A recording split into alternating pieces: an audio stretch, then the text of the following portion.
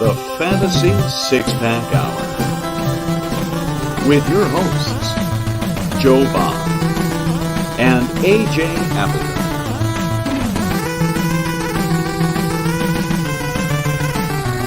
Touchdown!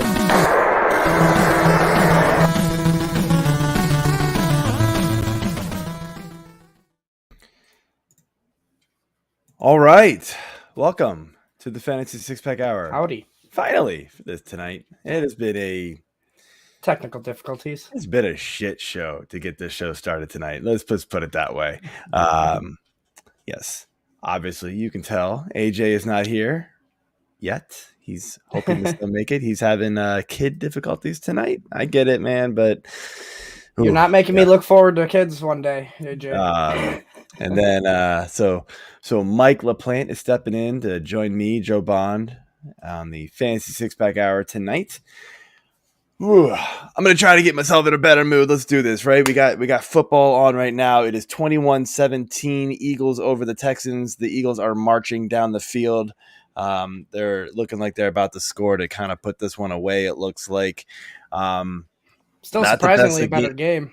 Yeah, this has been a much closer game than it should have been, and he did just that. He threw Jalen Hurts threw a touchdown pass to Dallas Goedert for his second of the game. Kind of came on strong here at the end of the game and made himself a respectable fantasy day. Not the greatest for him, but you'll take it because it was a slow start for Jalen Hurts. But that being said, man, let's jump into things here, and we got business to take care of first, obviously, right? So we need you guys to hit that subscribe button, hit those like buttons, leave those comments. Everything's down here somewhere. I don't know. I'm pointing down in the screen. I'm just doing circles with my hands. I don't know what to do with my hands, right? You're not first or last.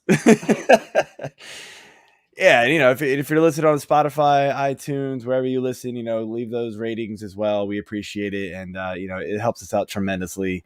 And then, obviously, guys, we are still offering our football memberships. The season is not over, only about halfway at this point, so lots to go. You're going to have start-sit decisions to make, lots of waiver decisions. We've got all that stuff for you. We've got our Discord server going strong here, and that's the biggest benefit of the memberships, in my opinion. You get direct access to me, to Mike, to AJ, to Keith, to Dave Eddy, who's our DFS guru. Preston is also really good at DFS. I don't want to forget about him. We've got our betting guys, Aaron and Mark, and then some guys. So not only can we help you with your actual redraft or dynasty leagues, we can help you win money in DFS. We can win you money on betting, right? So we'll help you in that regards there. But the profit's profit. Yes. So before we get into the rest of the show, let's do our beer/drink of the week. Beer. All right, man. So you got a glass full of dark something there. What you got? It's my bubblegum glass. Bubblegum. Oh, nice. Restaurant. Yeah. And then it's a rum and Pepsi. I was out of Coke, so we have to supplement the Coke with Pepsi. Sorry. But Pepsi's either way. Anyway, sorry. Either way, we got alcohol. That's the goal. That's the goal here. Absolutely. What about you, Joe? So I'm drinking. It's not something I haven't had before, but it is a good one. This brewery only makes this a few times a year, so it's one of those like when you see it, you got to get it type of thing. This is an Aslan Beer Company, Master of Oranges. It's a double IPA, 8.4%. It has. I don't think they actually list what hops is in there, but dude, this beer is phenomenal. I gave it a 4 3/4 on Untapped out of 5. Oh wow, is easily that's high for you. Favorites. So yeah, I mean, I'm typically around 4 for like most good IPAs. Your average IPAs are anywhere between 3.5 and 3 3/4.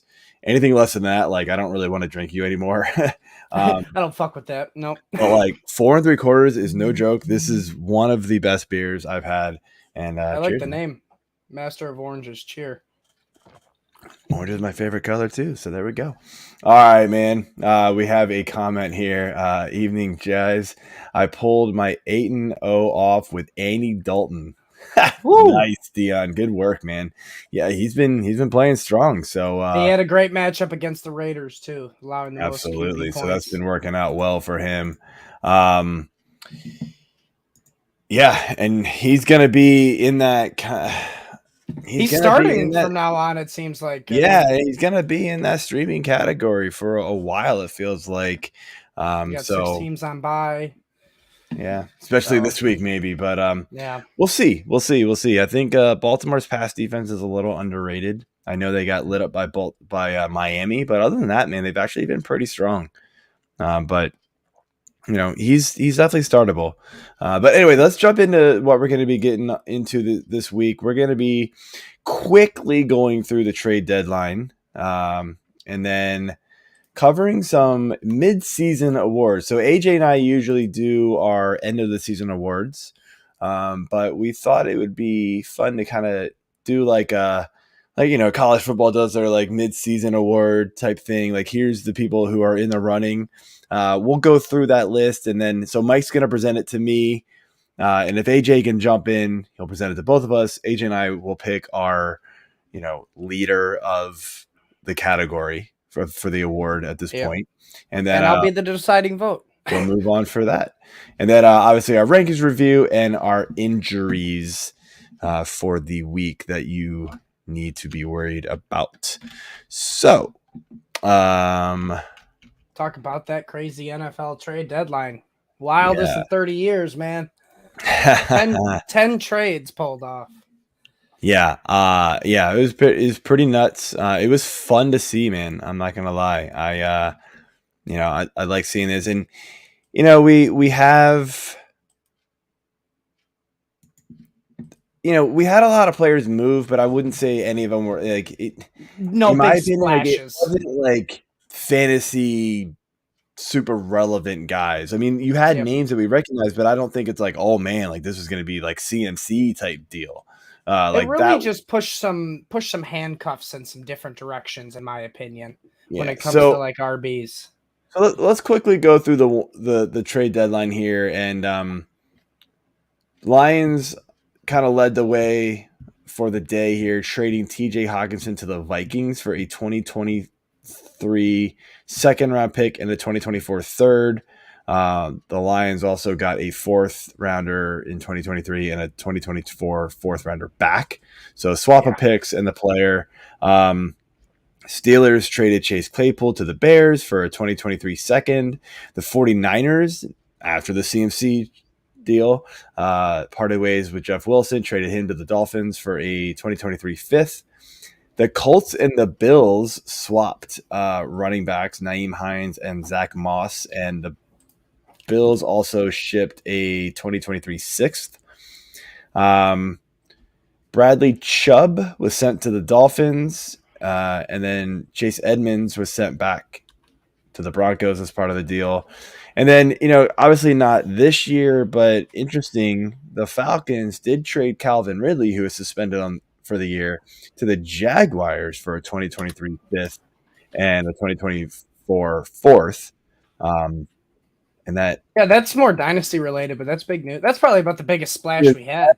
As somebody who has Ridley in a dynasty league, I'm actually excited about that because Ridley, it seemed like pretty obvious he did not want to be in Atlanta anymore. No. So maybe this gives him a little bit more life, and he wants to play. And gives a little bit more of a pass-friendly offense too. Yeah, we've seen good things from Trevor Lawrence. You just hope that like now with a Calvin Ridley type receiver and Christian Kirk there, right, that propels him to the next level. You hope he can jump in and stay more consistent. But I'm gonna let you. I want to, because you and Dylan did the trade bonanza YouTube show that you guys did on Tuesday. You guys can check that out. And then Herms and Malcolm McLateral did a lot of this talk yesterday on the YouTube channel here, doing everything. I don't want to go through all of them because you guys already did it. And we'll have the links in the show notes here to that if you are watching on YouTube or Facebook. So we'll put the links to those episodes there for you guys to catch. But I do want to at least let us pick one to talk about. So Mike, I'm going to let you go first and pick your favorite trade to talk about that has and give the fantasy relevance of it. I think it's, for me, it's Jeff Wilson to the Dolphins here, because I know you didn't really bring it up, but in the mix of the trade deadline, Chase Edmonds got sent to the Broncos, giving Jeff Wilson the fullback. Oh, did you? My apologies. I was sharing the podcast. That's on me. You're good. You're good. But so that opens up that backup position for Raheem Mostert, which we all know does have his injury bugaboos. And this Miami offense is a lot more potent than we actually thought it could be with Tyreek Hill. So getting a lot of red zone attempts here. Raheem Mostert, they know that they can't ride Raheem Mostert for the whole year. And this is why they went out and got Jeff Wilson. So I do like Jeff Wilson's sneaky value down the stretch, if as that handcuff that I was talking about. But that's really the biggest one for me, because you could really honestly say TJ Hawkinson is, but that he's not going to get an uptick in volume or anything like that. So I actually think it's going to be worse for him. Exactly. I do. I think it's going to be slightly worse for him. It's almost like a tight end moving to a new team. It's tough. He's got to relearn the offense. Maybe they just keep him in the block for a little while. I don't know. Like, I know they've offered. I know it sounds like they're going to lose Irv Smith for the rest of the year, if not pretty close to 8 to 10 weeks. I saw. So that's why the Vikings went out and did this. The Vikings have a really good record, but I don't love that for TJ Hawkinson, especially short term. My most interesting one here is actually Nyheim Hines going to the Bills. I'd like that one. That's a close second for me as well. And I know everybody's probably going, but Jonathan Taylor. Jonathan Taylor's been banged up. The Colts are awful. They're not going anywhere, guys. And so it's one of those. Oh, I can actually hear it. You guys are telling me I have a staticky mic, so I don't know. Should I just unplug and plug in real quick? Yeah, go ahead. I kind of got what you were saying with Nyheim Hines here, because the thing about Nyheim Hines is he had value behind Jonathan Taylor in the Colts offense. Now he's going to a better offense in the Bills behind Devin Singletary, where the Bills do like to throw it to the running backs. Is that kind of where you're getting at, Joe? Yeah. So, no. So, sorry, I said Nyheim Hines to the Bills. It's actually the fact that he left the Colts.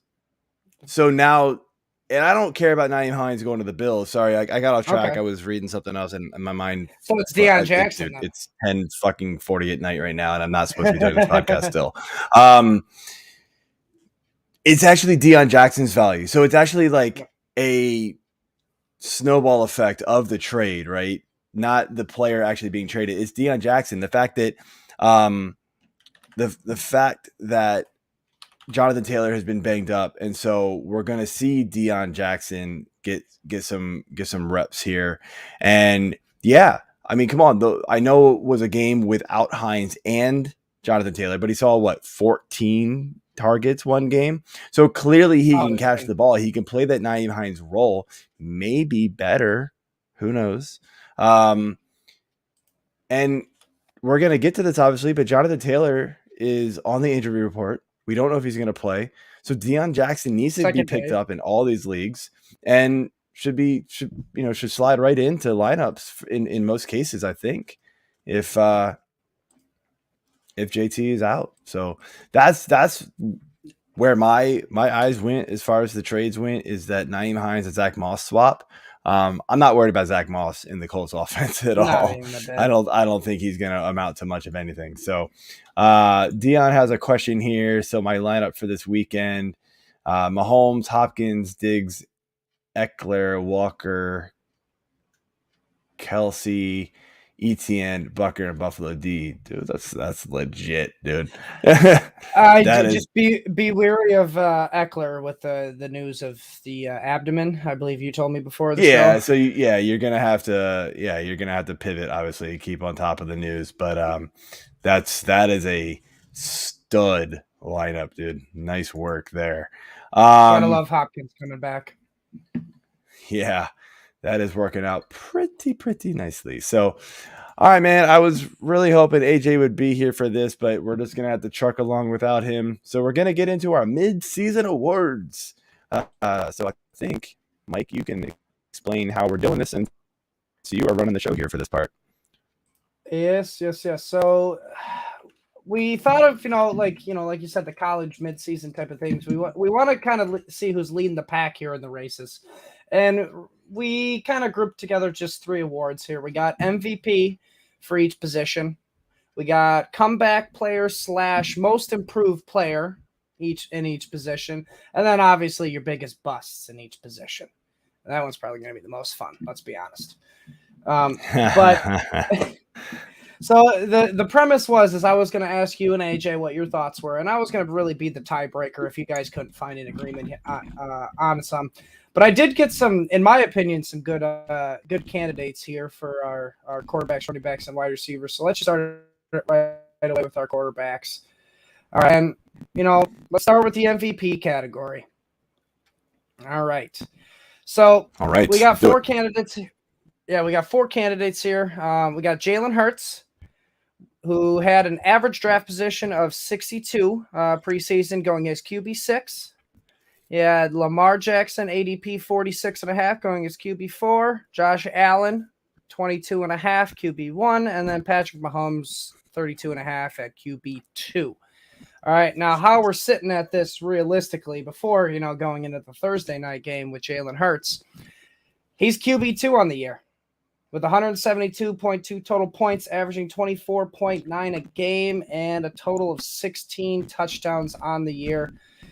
You got Lamar Jackson, who's QB5, 178.7 points, averaging 22.3 a game, and he's got 17 total touchdowns. And obviously, you got the Stallion, Josh Allen, QB1, 190.5 points, averaging an astounding 27.2 a game, 21 touchdowns on the year. And then Patrick Mahomes, sneaking his way as that QB3 with 169.7, averaging 24.2 points per game, and actually has 20 touchdowns on the year. And when I did this research, those are all passing touchdowns, Joe. Not one rush. One rush. He's got 20 and 5 on the year. That's kind of studly for Mahomes.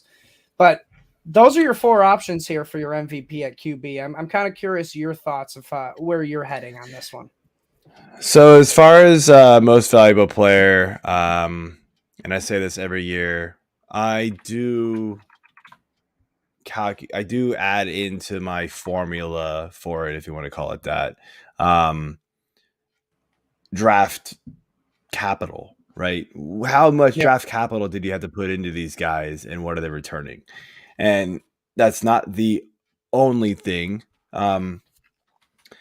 Clearly Josh Allen is returning everything we all expected him to. So more. He is right there at the top of the chart.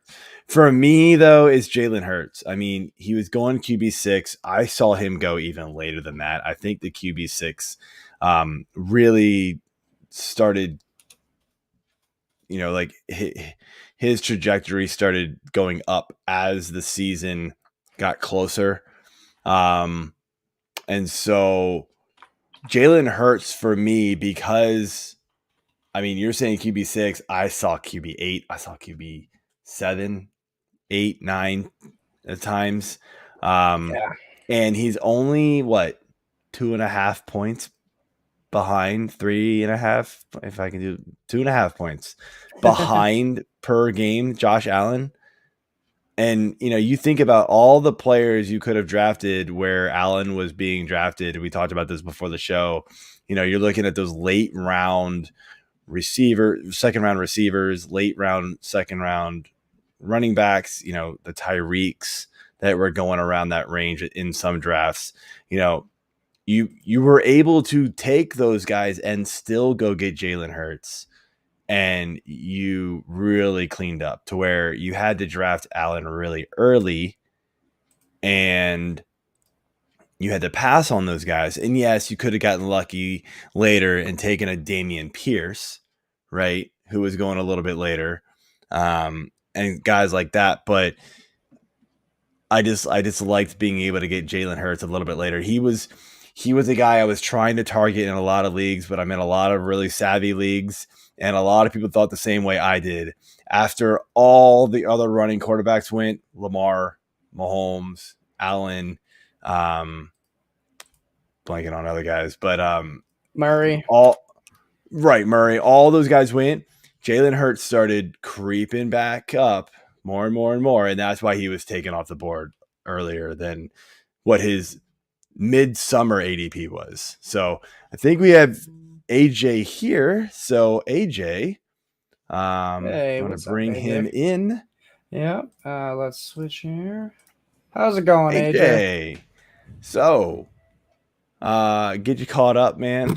Yeah, no kidding. Get you caught up here real quick. So we're doing quarterback MVP. So you see all the stats in our notes. Who would you pick as your MVP? Well, I think you were just talking about Hurts, so that's probably who I would pick. I'm trying to Is that a bias pick? Because I know the Phillies are in the World Series. I mean, it's probably, but I mean, I mean a lot of the same points that you were just making, Joe. You know, you didn't have to really pay up for him, depending on the league. I mean, he was kind of one of those last rushing quarterbacks that you know was kind of hanging around. Outside of Trey Lance, and people were just you know taking and hoping and praying, and then of course he gets hurt. So yeah, it's unfortunate, but yeah, that happens. So yep, these things do happen. But come on. But all right, man. Well, let's move on here. Let's just keep the show rolling. Thanks, AJ, for showing up. Glad you can make it. Yep, it's always nice to see your cheery face. It's been a couple of weeks, man. It has. Are you drinking a beer? You want to share? I am not drinking a beer. Oh, not after last night. I'll drink for you. No, not after last night. I definitely drank enough last night. He was at the World Series game, so people don't know. All right, Mike. Yes. Next question for quarterbacks. Next award here we have for the quarterbacks is the comeback player. Yeah, most improved. And we got 4 options here. We got Marcus Mariota, who, when he was being drafted, it's an NA, boys. He wasn't even being drafted. Going as QB 40. All right. Currently, QB 8 on the year. All right. We'll go on to our next candidate here. We got Tua Tagovailoa. His ADP was 158th overall. QB 16. All right. Now, he's QB 17 currently. All right. Because he's missed a couple games, but he's averaging 18.8 points a game, the most out of all of our contestants here. And then we'll move on to our we'll move on to our next one here. And this one's the real shocker. Geno Smith, another guy who's going undrafted, going as QB 47, currently sitting as the best QB in the category right now of these as QB 7 on the year. Total of 142.8 fantasy points. Who could have seen that coming? And then we had to throw Daniel Jones in there. You know, suck it, Keith. Hashtag suck it, Keith. We give him a lot of crap, but Daniel Jones is showing out this year. His ADP was 241, QB 26, and he's currently QB 9, guys. QB 9. I'm curious. What are your thoughts here on the comeback / most improved player? And Joe, let you pick yours first, man, and then I'll do mine. Yeah, I mean this is a pretty stellar list here, actually. I think I'm going to go with Mariota just because this is what we were hoping to see out of him when he was drafted so many years ago. And he just never really got to this point. You know, he's kind of mirrored as a backup quarterback and this and that. You know, and then really once he got to Vegas, I feel like they started using him a little bit more wisely and kind of in that like gadget player role, but he was succeeding in it and succeeding well. So I'll be honest, I didn't see this coming from him this year, and so he's the one that's the most surprising to me. That's a good one. I like Mariota. To me, it's Geno. Yeah, Man, like I don't know. Like we didn't even think he was gonna be the starter.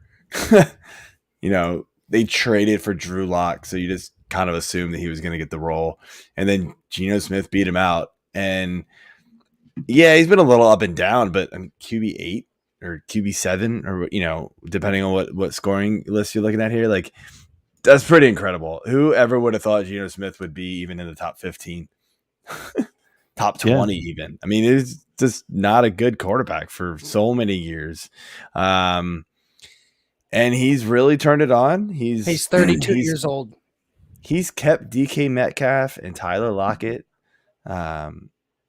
fantasy relevant for sure, which everybody was down on them to come into the year because of Geno Smith or Drew Lock. Like nobody wanted either one of these guys. Yeah. So to me, it's Geno Smith, but these are all really good candidates. I like all of them. It will be interesting at the end of the year to see who actually finishes the highest out of these guys and actually wins the award. Man, I both of these guys are good candidates, and I think I lean just a little bit more Geno Smith's way, just because he's got the more total points, he's got more total touchdowns and more total points per game. But I mean, you can't go wrong choosing either one of these guys. I mean, both undrafted. Yeah. Real quick, we got a question here, and just kind of a strategy question from Dion here, who's watching on Facebook. Thank you. It's hard to get people to trade. What's the best advice you give when you're when you out playoff run and trying to trade your best players to try a late run?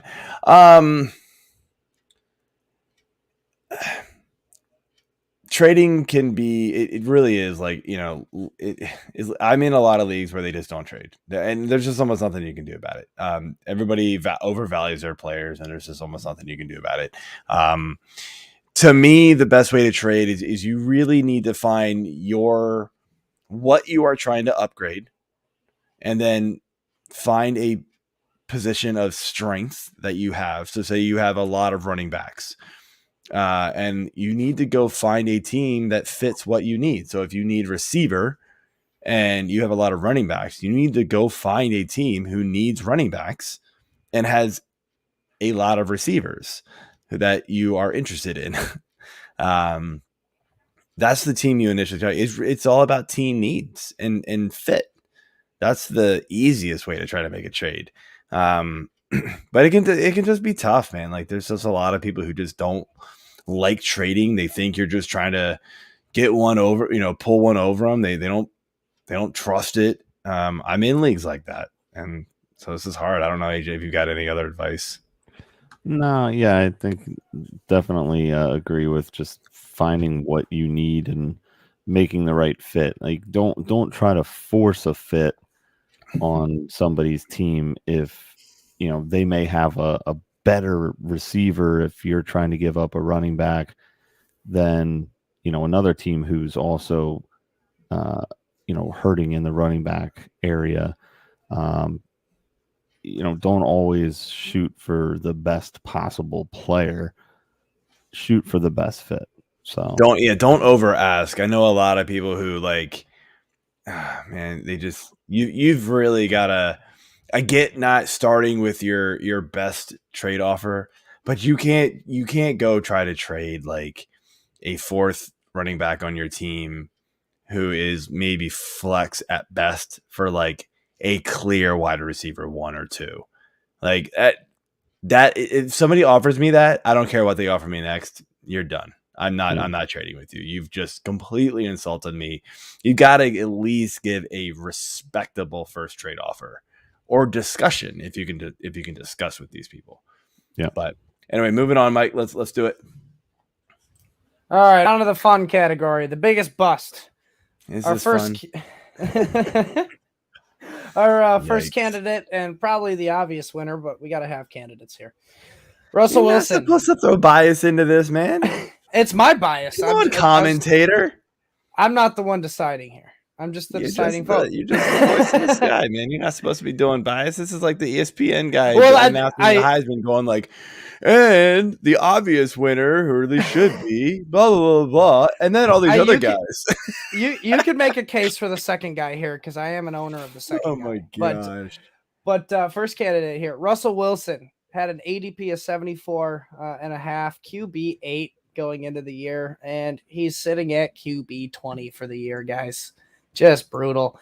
Next candidate I had to throw in here, Justin Herbert, man. I know injuries kind of surround it with the wide receivers, and I know he was a little banged up, but he was going as QB 3, guys, and right now he's sitting at QB 14.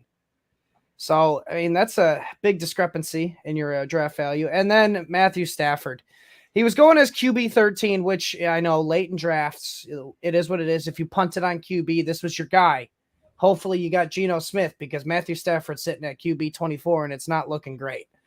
I'm curious your guys' thoughts here. So I'll start because you got the last one, AJ. I'm picking, and AJ, we didn't get to talk about this before the show, but if we pick the same guy, we pick the same guy. No big deal. Yeah. It's tough, man, but dude, Stafford has just been absolutely awful. Like, I don't know. I know Wilson has also been bad, but Stafford has more interceptions than touchdowns on the season. Like, what is happening? He's got Cooper Kupp and Allen Robinson, who I'm guessing we're going to talk about later. But, like, what is happening here? Like, he's got weapons. The offensive line has been abysmal for them. Yeah, I mean, 7 touchdowns to 8 interceptions on the entire season. I think he ran in a touchdown, so maybe 8 and 8 if you want to count it that way. But yep, it's just been brutal. You know, maybe it's a little bit of the elbow catching up to him that we heard all preseason. But Matt Stafford has been awful. Wilson, I know QB 8 was where he was going. On average, I saw him go much later than that. I saw him go around the Stafford range more often than 8, actually. So I'm actually surprised to see 8 as his ADP. In the leagues I was in, he wasn't going 8. Yeah, I would definitely agree with Stafford. But I think Wilson had the allure of coming to the new team, having, really nice receiving weapons again, having a running game, which obviously has fallen apart because Javonte is injured. But they got Chase Edmonds now, right? They've got 5 running backs who all of them aren't any good. So good job, guys. So, yeah. It's a toss up, but I fine taking either of those 2 guys.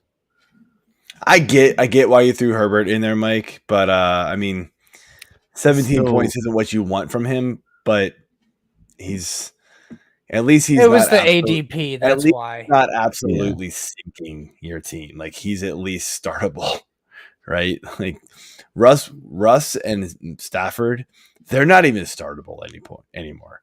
That's how bad it's gotten for them. Big time. I mean, Stafford did have a good week last week, so maybe he's. Can we split the award like Barry Sanders and Brett Favre did with the MVP? Might as well. All right. Might as well. We'll move on to our running back trophies here. And the MVP category, we got 3 candidates. And first one I wanted to put here was Josh Jacobs, going ADP of 44.7, RB 21 off the board. Currently sitting at RB6. Who could have seen that one coming? Getting 18 and a half a game. Our next one here is Nick Chubb. Going a little bit earlier, but still 16.3, RB10 off the board. And he is your RB1, boys, on the year currently. And it was this guy earlier, Saquon Barkley, going as 17.6 RB12 off the board. He's now kind of settled into that RB4 position, but he's not doing it on touchdowns here, boy. It's all volume because he's only got 5 on the year. But AJ, who's your MVP on the year out of these candidates? I'm going to go with Jacobs here. I mean, he was looking good last year, and again, it was another Vegas player that kind of showed out. I was a little worried about him coming into the year because of some of the hype that he was getting, and I kind of wanted to see him prove it again, and that he could be good. But I think a lot of this is also has to do with Derek Carr. I mean, Derek Carr's been not great this year. Devontae coming in, thought he was going to be more of a target hog. And I mean, he's still a target hog, but he's kind of been meh. Waller's been good, but then he's been hurt. So, I mean, this offense to me literally just runs right through Jacobs right now. I mean, he's getting the trust in the goal line and the red zone work.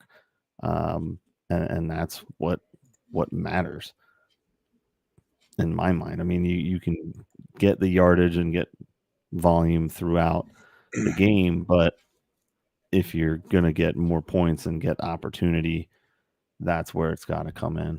And obviously Chubb, has him on touchdowns, but I think I like Jacobs based on where you were taking him and where he is right now.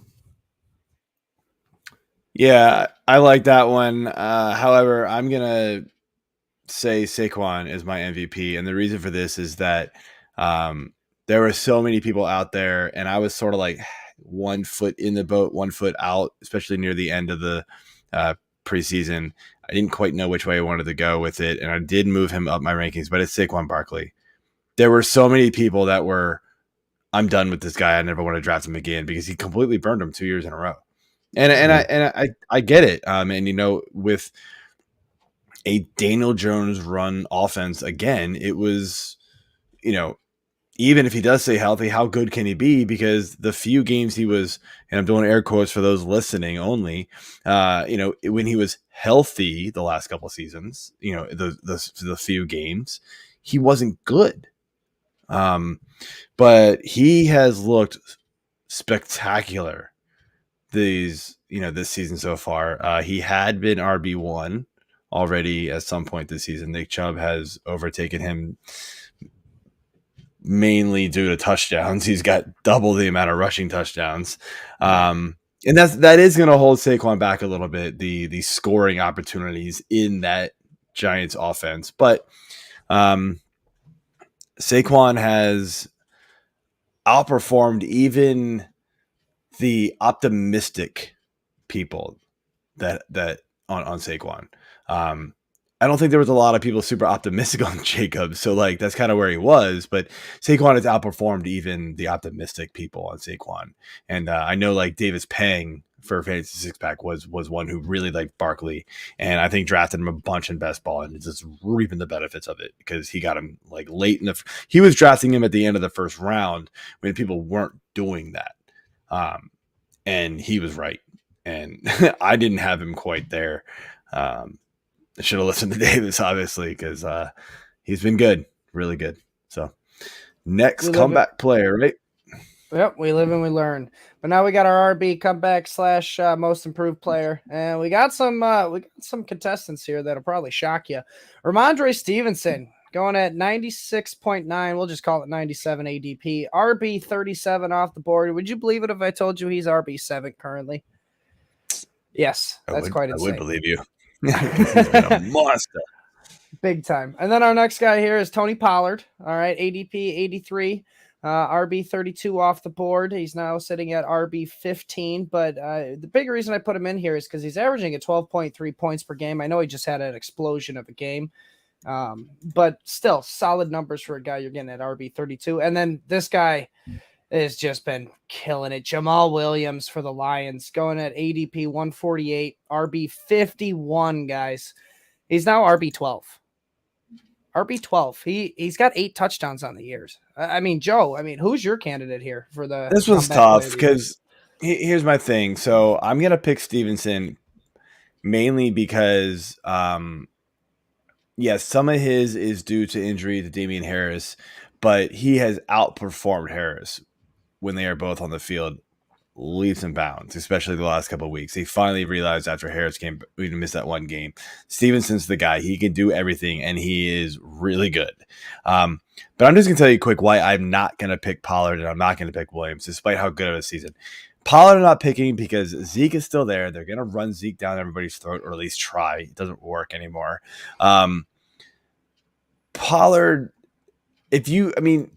I know you can't get rid of last week's game, but the 1 week without Zeke, right? 33.2 fantasy points. So he would be nowhere near, RB 15 if it weren't for that 1 week without Zeke where he just absolutely blew up, right? Jamal Williams, he has played multiple games without Swift. Yes, he has actually outplayed Swift in pretty much every game that they've both played because of touchdowns, really. But Williams is a good one, but Swift hasn't played enough for me to say he's the most improved player. I want to see this duo be on the field longer for me to say he's the front runner for this award at the end of the season. So it's Stevenson for me. Yeah, that's a fair argument. I would go with Williams because, he was kind of my late target on a lot of teams. We've seen performance from him in the past, both with Detroit and Green Bay. He's just a good quality back. But yeah, I agree that I think a lot of this, coming up to RB12 is stemming from the multiple games without Swift on the field. But it's also because of the PPR, aspect of it. So, I like Williams personally. I think I lean They're all just solid, slightly. man, but they are. I think I lean slightly with just Ramondre because both Ramondre and Jamal Williams have been dealing with that injury benefit of Damian Harris and Swift. But in that factor, Harris missed one game? Yeah, Jamal Williams has benefited a little bit more from that, so that's why I lean Ramondre. So we'll go into our fun category here, the biggest bust. All right, our first candidate. Our first candidate is a darling of Joe's in the preseason. Najee Harris, ADP 7.6. Trying to fantasy receipt me, man? Come on, bro. RB6 off the board. I'm currently sitting at RB 24, guys. Only 9.4 points a game. It's brutal. We got another guy here, and I had to throw him in here just because of the draft value, and that's it. But Dalvin Cook, ADP was 5.7, RB5 off the board. He's now sitting at RB11, thanks to a couple of good weeks recently. But without those, he's coming back. That's really without those 2 weeks. He's lucky to be at RB11 in my eyes. And then really the biggest bust in my eyes through the first 8 weeks is Jonathan Taylor, ADP of 1.7, 1 or 2 overall, RB1. He's currently RB33. I know he's kind of hampered by injuries a lot too as well, but still only 10.6 points per game, guys. Yeah, it's been bad for him. Just the one touchdown. Can I add a couple names to this just to throw some other guys under the bus? Because running back absolutely sucks this year. Can we not forget about how much we all were buying into AJ Dillon being a beast? He sucks, guys. Sucks. Let's see here. Who else do we got? Some of it's been injury riddled, but let's see here. I feel like I had another name, but I lost it. I don't know what happened to it. But anyway. J.K. Dobbins, maybe with the injury, possibly. No. Cam Akers. Zeke, James Yes, Conner. Cam Akers. Thank you. That was the other one I was thinking of. He was, people still liked him, and I was kind of like, he was falling far enough where I was like, yeah, sure, fine, I'll take him. I really wish I hadn't. But anyway, out of this list, AJ, I'll give you the floor first. I think Mike was a dead giveaway. You know who mine is. Yeah, I think it's definitely Taylor. Oh no, it's not to me. Okay, well, I'm going with Taylor because I finally got my hands on him this year, and he's just sucked. So, yeah, it's the team in general has been bad. Matt Ryan was not at all worthwhile. So I think it's all kind of played into it for Taylor here, but yeah, I mean, hopefully he bounces back. But this injuries stuff has been very tedious and annoying. So mine's actually Najee. I know Jonathan Taylor was the consensus number one, maybe number two if you liked CMC more. But Najee was still going, mid first round. Everybody, including me, was going, he's an easy pick, especially in any sort of PPR format, half and full. But it's just not working, man. He's not seeing the targets like he saw last year with Big Ben. And it's, the yards are not there. The only thing keeping his value up even remotely close to where it is, and think about this, he's got less points per game than Jonathan Taylor, and he's got 3 touchdowns. Jonathan Taylor only has 1. Jonathan Taylor could fall into the end zone a couple more times. We wouldn't be talking about Jonathan Taylor being a bust. I guarantee you that. Najee Harris has fallen into the end zone a couple of times on little dunk passes for like a yard each, and he's still in the bust category. So that to me is he's gone. He's gone. We got a couple of questions here before we jump into receivers. And first one here has been sitting here a while. Sorry, Cooper, I forgot about it. I'm not gonna lie. Should I trade Saquon for Dalvin Cook and CeeDee Lamb? I kind of like it. That's not bad. Yeah. I like it. Especially if you need to upgrade a receiver, you can take a little bit of hit at running back, but I don't think it's as big of a hit as everybody thinks. We just talked about how Cook, he was in this bust list because he started off kind of slow, but he's really come on strong here the last couple of weeks. I like it. I like it. What do you say, AJ? Yeah, I would do it. All right. And then as we talked about Akers, think Akers can take over the Rams backfield? I don't think anybody's taking over that Rams backfield. I'm not going to lie. The offensive line is just abysmal, and the Rams don't like Akers. So I don't think Akers likes the Rams. Yeah, so he is back. He is back practicing. And Ronnie Rivers, baby. Who? Right. Yeah, I don't even saw know that earlier. I don't know, man. Who knows? Yeah. And then we've got a post-trade question here. I traded Brady, Swift, and Amon-Ra. Oh, and Thielen for Mahomes, Jonathan Taylor, Amari Cooper. So traded Brady, Swift, Amon-Ra, and Thielen for the quarterback upgrade is legit. Yeah. The running back is sort of, at this point, probably a wash because Swift just doesn't feel like he's going to take over. Cooper's been better than I want to admit. But Amon-Ra and you know what? I think I like it. As long as you have an extra receiver to take Thielen's spot, which he posted another comment with his full team. Terribly hard. Oh, he did. Yeah, sorry here. So full team here. Mahomes, CMC, JT, D-Hop, Amari, Kelsey. If you're only starting 2 receivers, then you're golden. That's fine.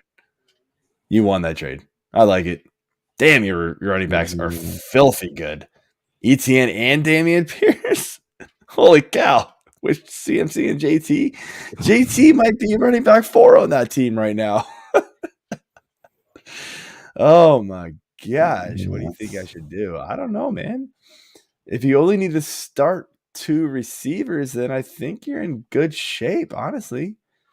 I mean, you could potentially package one of those running backs and like a Juju to like upgrade and get like I don't know, maybe you can go get like a Tyreek Hill or something. To the average person, it sounded like you said you could package a running back with a Juju, which is like a jelly bean. He's already got Jonathan Taylor. Are you hungry, Mike? What's going on? Take a running back in this jelly bean for an upgraded receiver, please. Yeah. It's a magic jelly bean though. Anyway. And then another one here, just real quick. Likely or Pitts if Andrews is out? Oh. Pitts. No. It's likely. Sorry. I can't do it. I can't do it with Pitts still. I know he had a good week last week, but I need to see it be consistent. We know the Ravens will use their tight end. They just lost Rashad Bateman. Yeah, he ain't coming back, so they got to do something. Ravens against the Saints, and then Falcons against the Chargers. Yeah, that's a tough call. It'll be close, but I think it's weird. Like likely has the safer floor. Pitts has the higher ceiling, but the risk for Pitts is you get what 2.5 points.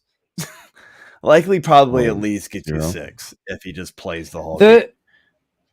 The tough part, in my opinion, is the Ravens play Monday night, so Mark Andrews could. That's true. That's play. True. That is tough. You are going to have to make that decision early, most likely, unless they can rule Andrews out.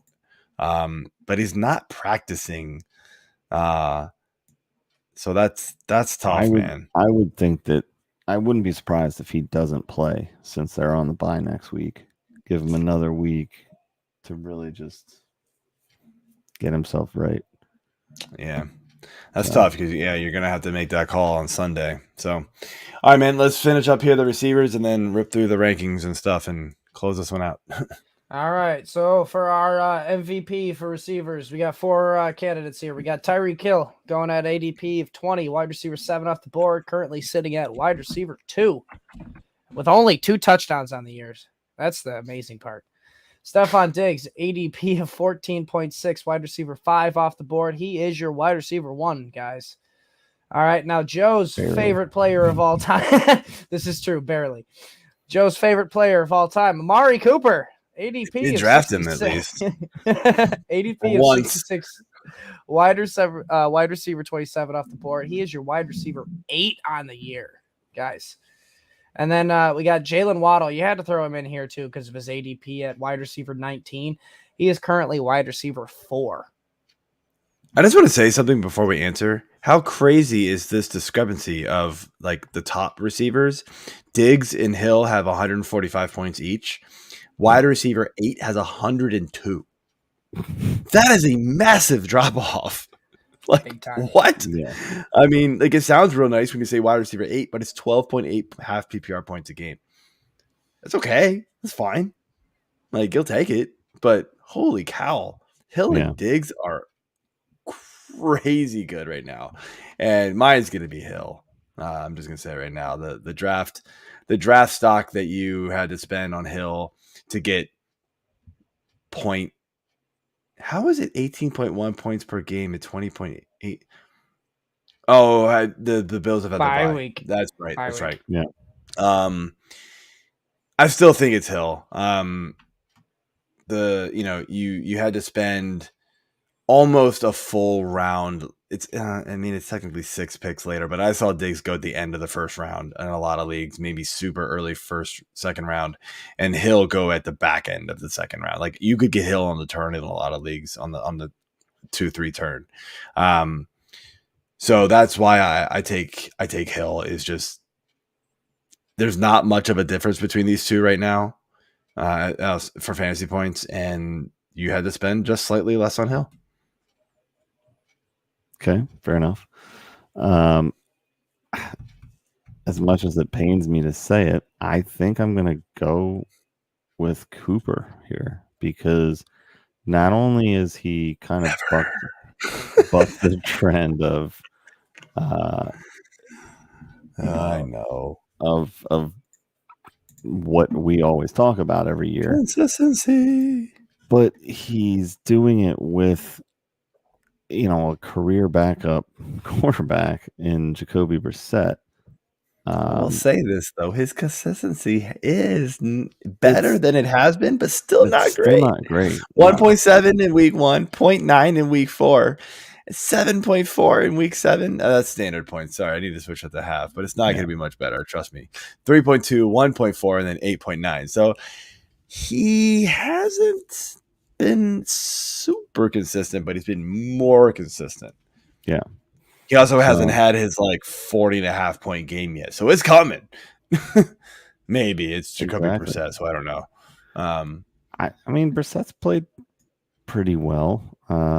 So I don't know. It's again, it pains me to have to take it, but based on where you were finally jumping in and taking him, I mean, he's returning 35 in the league. That's when I was finally okay. Yeah. I mean, we've gone too far. I'll take him at this point. Yeah.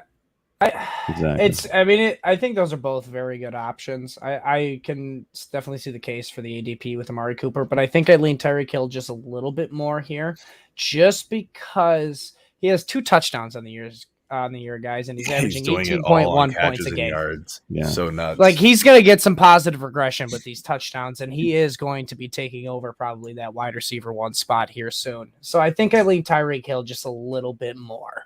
But there is, Mark Waddle's got the touchdowns, but yeah, exactly. Cooper is not far behind him in my eyes. But we'll move on to our next category here for our comeback player / most improved.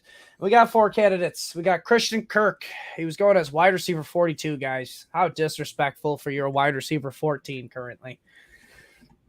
All right, and then we got Tyler Boyd, who has, kind of taken some benefit off of the injuries, but he was going as wide receiver 53, all good, but sitting at wide receiver 12. We got a consistent basis here. We're 12, 13, 14, and 15 with all of these wide receivers, guys. The next one is Brandon Ayuk, who was going as wide receiver 40. He's wide receiver 13. And then we got Tyler Lockett going as wide receiver 43, sitting at wide receiver 15. AJ, who is it for you, man? I know AJ. Yeah, take it away, Joe. Yeah, it's your turn to go, but I need to rule out 2 people here on this list. They don't qualify, in my opinion. Ayuk was wide receiver 14 last year. I understand that he overperformed his ADP, but he has not improved. He has by 1 spot. And Lockett, how did Lockett finish last year? I can't even find. Maybe he is improved because he's not even on this stupid list for some reason. Why is he not showing up on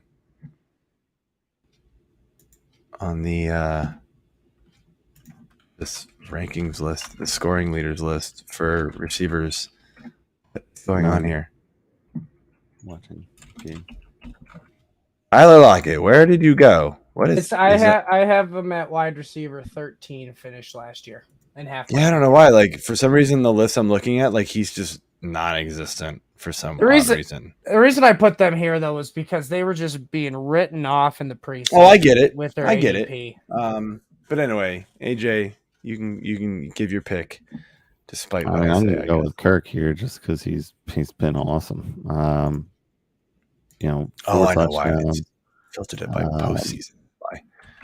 Yeah, I mean, Ayuk was 36. I thought 14 seemed high. Lockett was 13. Anyway, moving on. Yeah, I mean, I Christian Kirk and Boyd are kind of the same guy right now, and they were pretty closely ranked, in draft. spots there too. So I've always been a fan of Boyd. I don't know if I would consider him necessarily comeback, but on that offense, he's really stepped up, and we knew that it was a high-powered offense. Lots of Boyd mouths to feed, finished. though. Boyd finished wide 31 receiver last year. 31. Yep, 31. Yeah. So I mean, he's definitely up from that right now, but you're also looking at Chase being hurt. Finally, saw what Boyd could do there. I mean, Chase. Well, no, he just got hurt, right? He just missed last week.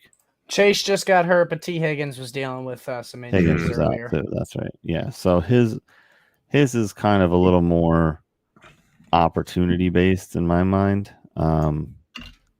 Kirk signed a huge contract, and everyone was like, "What the hell? Like, why is he getting this contract?"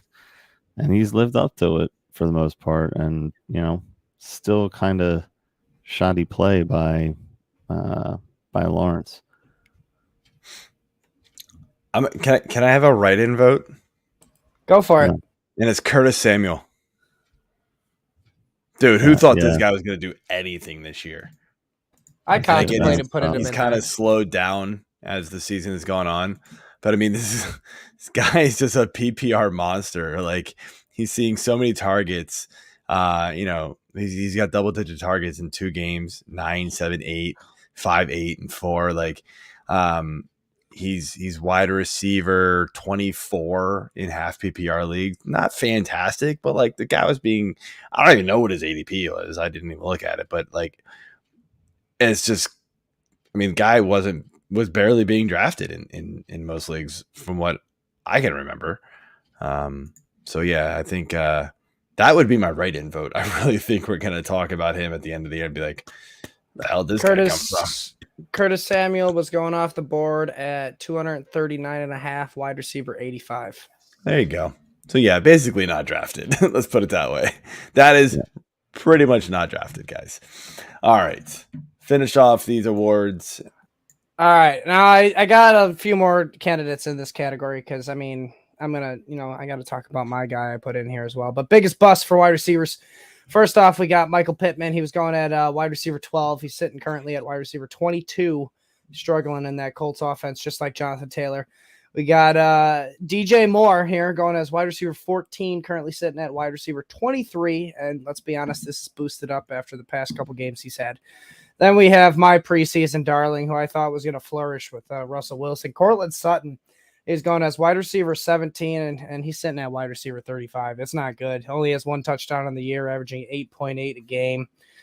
Then we have another surprising guy here, Allen Robinson, going at ADP 53.5, wide receiver 22 off the board. And yes, he is wide receiver 60 on the year.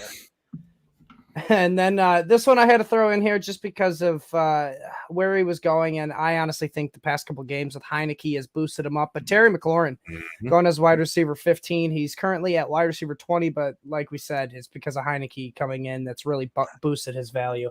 I'm actually shocked that he's wide receiver 20. Yeah, I know, me too. But he's only averaging 10.6 a game, which is, I mean, you wide receiver 15, 42nd overall pick. This is not what you wanted. But Joe, who's your guy here?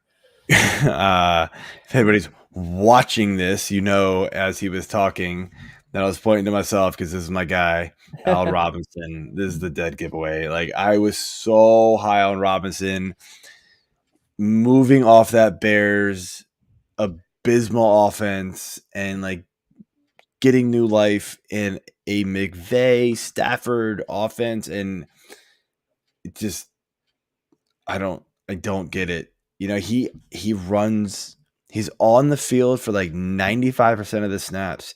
He runs tons of routes. He's just not running good routes. Like, they don't really do anything with him.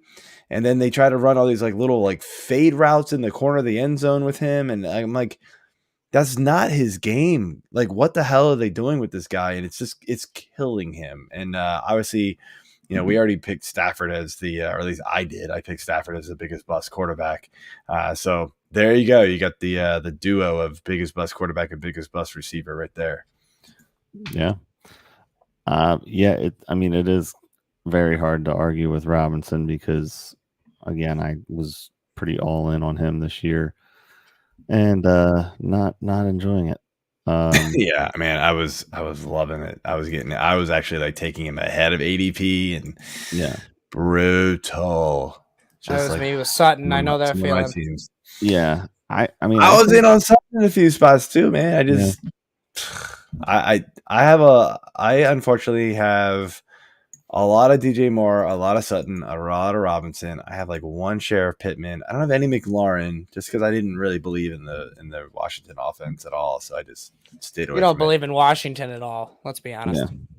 Although you're saying there's a chance, like, oh man, I am like, this one feels like it's got legs, folks. I don't know. Like, I'm so praying that this isn't gonna like. I'm gonna hear like, oh yeah, Snyder's actually just gonna sell the minority shares, or he's taking on a new partner, and he's still gonna be with the team. Like, I'm just praying that this is actually happening. I've heard rumors where it might be Bezos or Jay-Z are now Bezos and Jay-Z.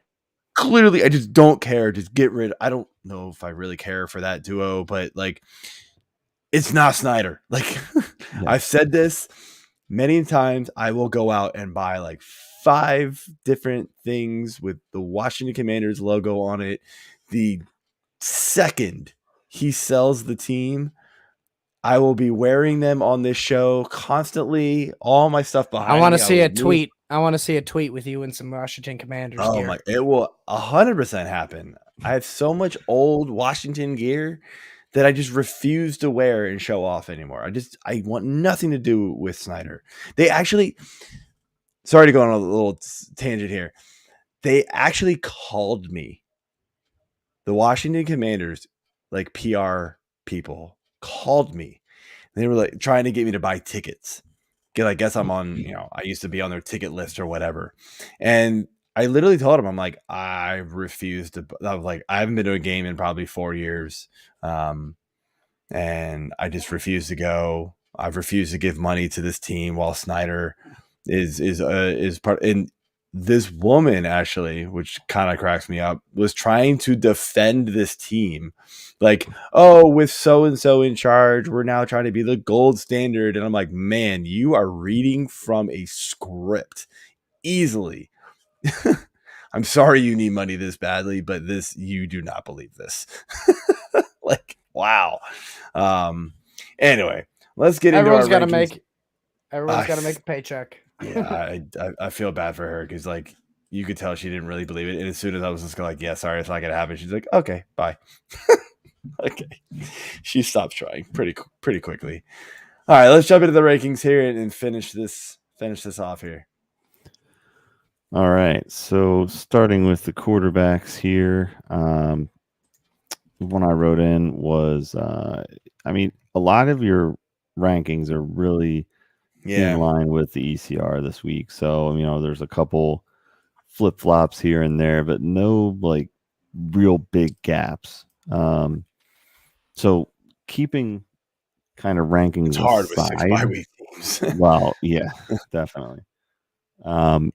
Keeping the rankings aside and looking solely at, veteran quarterback play, which one of these guys do you think has the highest upside potential this week, Carr or Stafford? Rankings aside, so excuse me. So sorry, I keep burping. So Vegas gets Jacksonville, and the Rams are playing Tampa Bay. Neither Tampa, obviously has the better defense, so I gotta lean Carr. I know he had a horrible game last week, but you just have to think that he can outperform and have a higher ceiling than Stafford, who's been bad. And we've seen Lawrence be able to make some plays with his legs and kind of keep the Jacksonville or and so that that's going to keep Jacksonville in the game, and so Carr's going to have to keep throwing and maybe not just hand the ball off a million times to Jacobs. So and hopefully Devontae Adams gets more than 3 yards this week. Yeah, that would be helpful. Yeah, very helpful. That's the goal, right? Yeah. So Joe, Marcus Mariota is currently QB8. We already discussed this, and you have him ranked at QB14 this week with 6 teams on bye. Is he not streamer worthy this week in your eyes against the Chargers? I mean, he's streamer worthy. There's a lot of quarterbacks on bye. I get it. Mariota though, he's very, very hit or miss, man. Like QB 10, QB 18, 15, 32, 10, 5, 19, 6. I don't know which Mariota you're going to get from week to week. So he kind of just falls, maybe it's just playing it safe with the rankings, but he's not a guy I really trust. I'd rather take my chances even with even with a Rodgers and a Brady and hope that, maybe their floors are a little bit safer and just hope that, because Mariota's floor is QB 32. I don't think you're getting Brady and Rodgers to do that anytime soon. I know they're not playing well, but I don't think they're that bad. And the Chargers, according to DVOA, they're kind of middle of the pack. They're 13th for pass defense. So, that plays a part of it too. All right. So looking into running backs here, Antonio Gibson, speaking of the Commanders football team, not only is he 3 spots ahead of the ECR, but he's also 7 ahead of his backfield mate there, Mr. Brian Robinson. Is Antonio Gibson really a safer play than Robinson at this point? Yeah, absolutely. If you guys had read my the article I put out every week, touches, targets, and snap count trends, then you would have known that I highlighted the Washington Commanders backfield. Look, I get it. 3 weeks ago, we were saying, oh man, Brian Robinson came in, saw 17 carries. Gibson barely touched the ball, did nothing with it. Fast forward a couple weeks, right? Just last week, Gibson only saw 1 less carry than Brian Robinson. But the biggest thing is with Gibson is that he saw 7 targets, caught every single one of them. He's seeing more passing work than J.D. McKissick now. So not only has Gibson caught back up with Brian Robinson as far as basically 50-50 carry split, he's now seeing passing work which Brian Robinson is just not going to get. Yeah. So Gibson's sort of seeing everything. And, we know Gibson was a receiver in college for Memphis. He can do this. So I think what the trend is showing right now, and look, it could flip like this, right? Because it already has twice, right? For Washington. Right now, Antonio Gibson, in a week where everybody's healthy, is probably RB3, flex, high-end RB3 flex. Brian Robinson's going to be that low-end RB3, low-end flex guy, if you're kind of desperate type thing. It's going to be tough to trust Robinson. You're banking on touchdowns for Brian Robinson at this point. This is what it feels like. So that's why he slides in behind Gibson at this point. Okay. Fair point. We'll move on to our next question here. You got Raheem Mostert at RB17 against the Bears defense. This is the second worst defending against the run. The Bears can't stop the run. And they just traded their leading tackler, Roquan Smith, to the Ravens.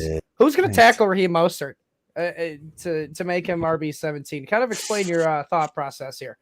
Explain yourself.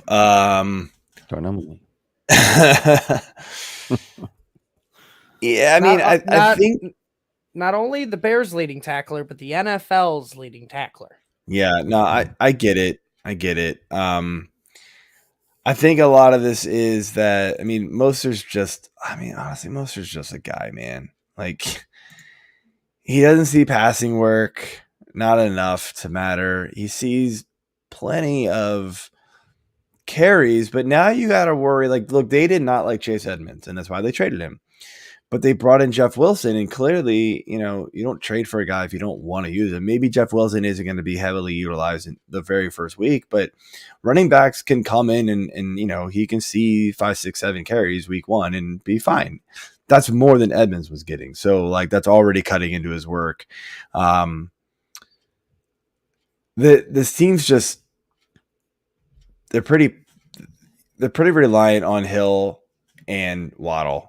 And even now Gesicki more than anything. So, like, it's looking, Mostert's been good, but he hasn't been able to get in the end zone enough to warrant much of a better ranking. There's a lot of good running backs ahead of him, so it's it's hard.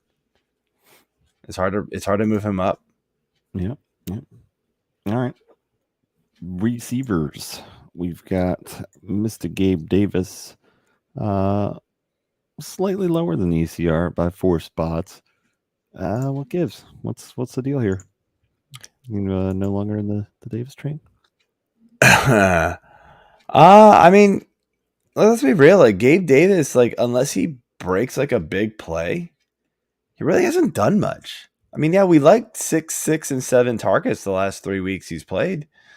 But he's caught 3, 3, and 2 of them. It just so happens that against Pittsburgh, he caught 2 of them for 60-yard touchdowns, like, if not longer. And then he caught another long one against Kansas City. Last week, he didn't get that long touchdown. So it's kind of like, it's tough. And, like, against the Jets, yes, it's a favorable. You would think it's a favorable matchup, but the Jets are actually 8th against the pass in DVOA. Look, Josh Allen and Diggs and these guys, they're gonna get theirs, but you wonder if they don't, kind of lean on Singletary a little more or whoever, right? And their new toy Naeem Hines maybe a little bit and see what happens. But Diggs is just a little too inconsistent for me to want to rank higher than he is. He's very boom bust. So, like, on his boom weeks, I'm probably gonna be really wrong, but he's gonna have, in my opinion, more average to meh weeks than these gigantic 171 yards for 2 touchdown weeks. And so I'm probably going to be more right than I am wrong with him. Sorry. as the Phillies obviously do something they're not supposed to. All right. 3-2. Bobby Trees. He seems to be more of like an afterthought in your ranks at this point. You got him at 44. ECR's got him about 9 spots higher at 35. Now, is this based more on Woods' performance or the quarterback's performance? Quarterback. So this is assuming Malik Willis is going to be the quarterback. And honestly, if Malik Willis is the starting quarterback he's announced, I will probably be dropping Robert Woods down even more than this. Robert Woods is not a startable receiver right now. In a Malik Willis offense, it was so bad last week. Malik Willis didn't even throw for 100 yards, I believe. He threw the ball 10 total times for 55 yards. Yeah. It's not good. I don't know what the hell you expect from Robert Woods at all. In that catch offense for a touchdown. You're praying for like a 5-yard touchdown, and even that isn't going to move him past RB 30 or running back 30. No, That's not going to be good. No, it's not. We We'll got a move on to question our, here before we move into Yep. tight ends. Should I trade from Blurpy? Should I trade Kenyon Drake and Antonio Gibson for Keenan Allen? My running backs are stacked, and I have only 3 receivers with Amon Rod, D Hop, and Pittman. Running backs are Cook, Henry, Kamara, Etienne, and Pacheco. Go get anybody but Keenan Allen, man.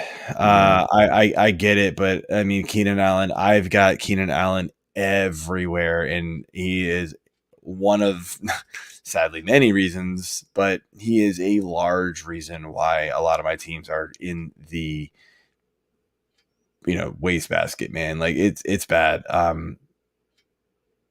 We'll get to this, but he has come out saying that he's not going to play till his hamstring is 100% now at this point.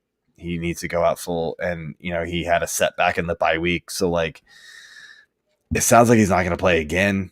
I cannot trade for an injured player who is like seemingly getting more injured and just not getting better. Go after somebody else who is at least on the field. But I agree, you got to go get some depth if you only have the 3 receivers. It will be nice when he's back. I agree, Blurpy, but when is he coming back? I mean, it's week 9. He's played a whopping 3.5 quarters this season. I don't know, man. It's gonna be tough. Like he might come back in like 3 weeks. We hope. I mean, there was hope that this dude was coming back in like week 4. I'm trying to get Amari from the same guy. I don't know if that package is getting you Amari, but I agree. But I don't. Good luck with that. You might have to upgrade your one of your running back offers for. You might have to throw out a. You might have to throw out a Kamara who just had a big game but has been sort of struggling. So maybe it's time to dangle Kamara out there and go get an Amari Cooper or something. So that might not be a bad idea. So, all right, let's finish off with our one tight end question here, guys. All right. Yep. Tyler Conklin finished as tight end 1 last week with 22.9 fantasy points. And you got him ranked as tight end 14. Is it safe to say you're not chasing those points from last week? Just elaborate a little bit on your thought process. Yeah, not going to happen. I mean, yeah, the Jets could get down big again and have to rely on Zach Wilson, but I don't think anybody wants to have to rely on Zach Wilson. It's been bad. I mean, it wasn't even good last week, honestly. It was just garbage. Garbage play catch-up point type thing. I mean, the Bills are really good, so I'm not chasing that at all. Mm-hmm. Understandable. We could hop into our injuries then if you guys want to. Yeah, absolutely. Here, so QBs real quick. Aaron Rodgers with a thumb, limited practice, but he'll probably play. Tannehill, we just talked about, ankle, didn't practice, so I'm right now expecting Malik Willis to start, but this, rankings will obviously change if Tannehill is in. The entire team gets a bit of a boost, especially receiving wise if he's in there. Not a lot because it hasn't been great, but it will be much better if he's there. Running backs: James Conner, rib injury, questionable, limited practice. Cordero Patterson with a knee, he's on IR, but he could return this week. We're still waiting to hear final word type thing. Gus Edwards, hamstrings, didn't practice, so keep an eye out for that one. Drake could be a really good play there. Chuba Hubbard, ankle, limited practice. If he doesn't play, fire up all those Deonta Foreman shares. DeAndre Swift, ankle, limited practice. I think he'll play, but we already talked about that kind of scenario there. Jonathan Taylor, ankle, questionable. This is an interesting one, AJ. Like, I don't know. Like, I have this funny feeling the Colts are just playing it real conservative with Jonathan Taylor, and he just might just sit a game. Like, the guy doesn't miss games, right? That's kind of been his MO his entire football career. But now that the Colts stink, they're like, you know what, man, you can just sit this one out. That's kind of what it feels like. Yeah, I can see that. They want to protect their investment and make sure that he's 100% ready to go. And I don't think this team's necessarily going anywhere right now. So Especially with Sam Erlinger or whatever the hell his name is. yeah, is the Resonated better with Matt Ryan, but yeah, he's yeah, not the exactly. answer. All right, moving on here. Austin Eckler, abdomen injury that popped up today, I believe, questionable. That's something to keep an eye on. We're gonna have to see how he finishes out the week of practice here. Damian Harris, illness, limited practice. Like, even if he plays, I mean, he is clearly taking the back seat to Stevenson. So that's just something to keep an eye on here. Mark Ingram, knee, doubtful, didn't practice. That's huge for Kamara. Also huge for Taysom Hill, who's got that tight end eligibility. Do it. And then J.D. McKissick, we already talked about him. He's really not playable at this point. He's just not seen enough work, but he didn't practice with a neck injury. AJ, you want to do the receivers? Sure. So we already talked about it earlier. Rashad Bateman is now on the IR with this foot issue. His season is done. Liz Frank, I believe. Michael Thomas also dealing with foot. He is on the IR. Not certain if he's going to make it back, but I think he's also out for the year. I think he's done. I'm pretty sure he is when I was doing the update earlier. Yes, sir. Jamar Chase, who we mentioned, is still dealing with the hip issue. He's out. Christian Watson is dealing with concussion symptoms. He was a limited practice. Mac Hollins is dealing with a heel issue. He was limited practice. Josh Palmer is concussioed. He is questionable right now. Thanks for reading that exactly like I typed it. I forgot the N. Keenan Allen, hamstring, as we mentioned, he did not practice. Big one here, Cooper Kupp, ankle, did not practice. What do you think is going to happen with Kupp? I mean, you kind of feel like Cooper Kupp's gonna like gut it out and figure it out. The Rams haven't. I feel like the Rams haven't said a whole lot about this injury. They're saying like, he got rolled up on. He's fine. He's dealing with an ankle sprain, but he'll be fine. But he's not practicing. I mean, like, this is one of those, like, we're gonna have to wait. It's Thursday night when we record this show. We're gonna have to see how he finishes out. This is gonna be a true game time decision, in my opinion. I really doubt we will know before the start of the game. So, and even if he is, like, it's another one of those. I mean, how much do we trust it? It could be decoy action right there. It could be. I mean, I've put him at wide receiver 4, but that might be generous. I mean, a guy who kind of relies on like cutting and a little bit of speed and like precise route running. You have an ankle injury. That could super affect him. All right. So then after Kupp, we've got Devontae Parker was a DNP with a knee issue. Marquise Goodwin was DNP as well with a groin issue. Mike Evans back on the injury report as a limited practice, dealing with an ankle issue. Russell Gage did not practice, hamstring, and Jahan Dotson also did not practice and dealing with a hammy. Yep. And then just to finish off here, Mark Andrews, as we mentioned, because of the question. Thank you, Jeb, for that one. Mark Andrews, questionable with a shoulder, did not practice, so keep an eye out for that one. Isaiah Likely is a great fill-in tight end if you are able to wait for the Monday night news for that one. David Njoku, questionable with an ankle injury. Darren Waller, questionable with a hamstring, limited practice. And then Irv Smith, he's on the IR, which is why they traded for TJ Hawkinson. So there you go. Yeah. All right, guys. That is it for the show. I want to thank you all for tuning in. And again, hit those subscribe and like buttons. Leave those comments. We appreciate it. And we will see you next week. Good luck in week 9. Peace.